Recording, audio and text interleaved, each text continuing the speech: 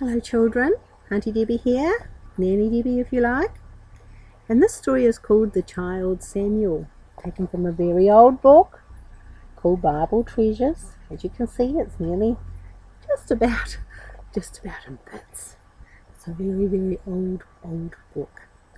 Now Eli, said the woman softly. Eli, the old priest, looked round and saw that it was Hannah who had come to visit him.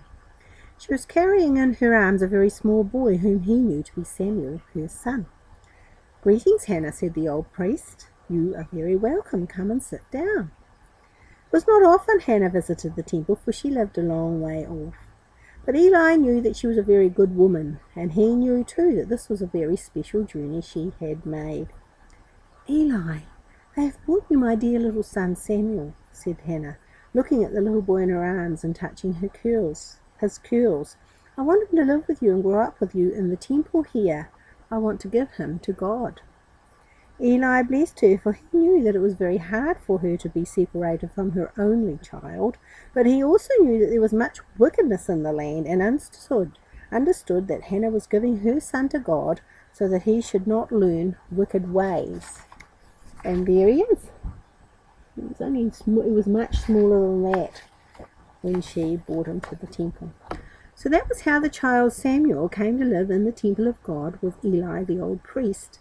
He was a very little boy when his mother brought him to the priest, hardly able to walk, but Eli soon grew to love him. They lived together very quietly and happily, the old priest and the small boy, and soon Samuel was able to help Eli in many little ways, such as keeping the temple clean, preparing the altar for the sacrifices which the people used to make in those days, tending their garden, and preparing their simple meals. Once a year Hannah came to visit her son to bring him some new clothes as he grew out of his old ones, and each time she saw him he had grown bigger and more beautiful, more kind and gentle, and each time she felt that her sacrifice had been a good thing, because Samuel was growing up in goodness instead of evil. And there he is, saying his prayers. Do you say your prayers? I say my prayers. I say my prayers at night time before I go to bed, and I say my prayers when I get up in the morning. And so Samuel's birthdays quietly slipped by, and it seemed that no one was taking any particular notice of the boy until something happened that showed someone was taking notice of Samuel. He'd gone to bed one night as usual and had fallen asleep when he was awakened by a voice calling out to him, "Samuel, Samuel!" Samuel sat up and looked around. There was no one near, but there had been a voice calling to him. He got up and went to his master Eli. "You called me, Eli," he said. "Here I am." The old man stirred and looked at the boy.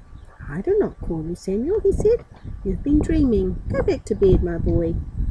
So Samuel went back to bed. He felt certain that someone had spoken to him, but it could only have been Eli, and if Eli said he had not called, then he must really have been dreaming.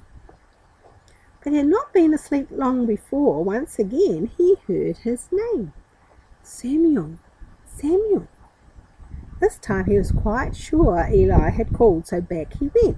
"Eli, you did call me, didn't you? Here I am. What is it you want?" "Samuel," said Eli patiently, "I did not call you. You are sleeping very badly tonight. Now go back, boy, and rest quietly. I did not call you." "Well, this is very strange," thought Samuel. "Now why do I keep dreaming that Eli is calling me?" So there you go.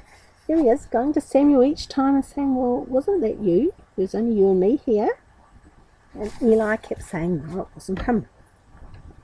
Then for the third time that night he was called, "Samuel, Samuel." It was not a dream. He knew it was not a dream. Fully awake now, once again he went to Eli. "Eli, I am not dreaming. You did call me, Eli. I heard your voice quite plainly. You called, 'Samuel, Samuel,' just like that." This time Eli sat up, very wide awake. 3 times Samuel said he had heard his name called, and suddenly Eli knew that the boy had not been dreaming. God, who sees all things and knows every one of us, was speaking to Samuel. And Eli rejoiced because he knew that God was well pleased with his young pupil.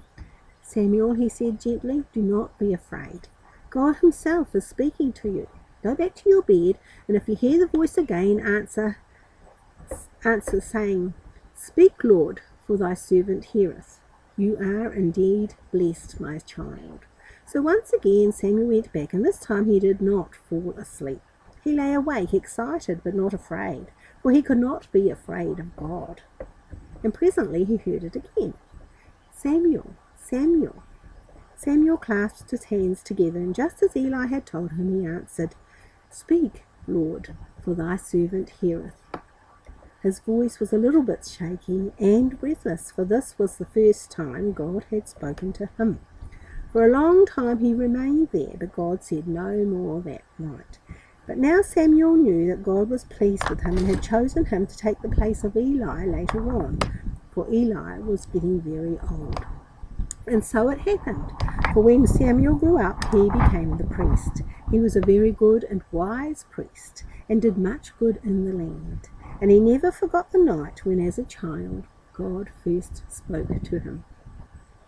And that's our story about Samuel.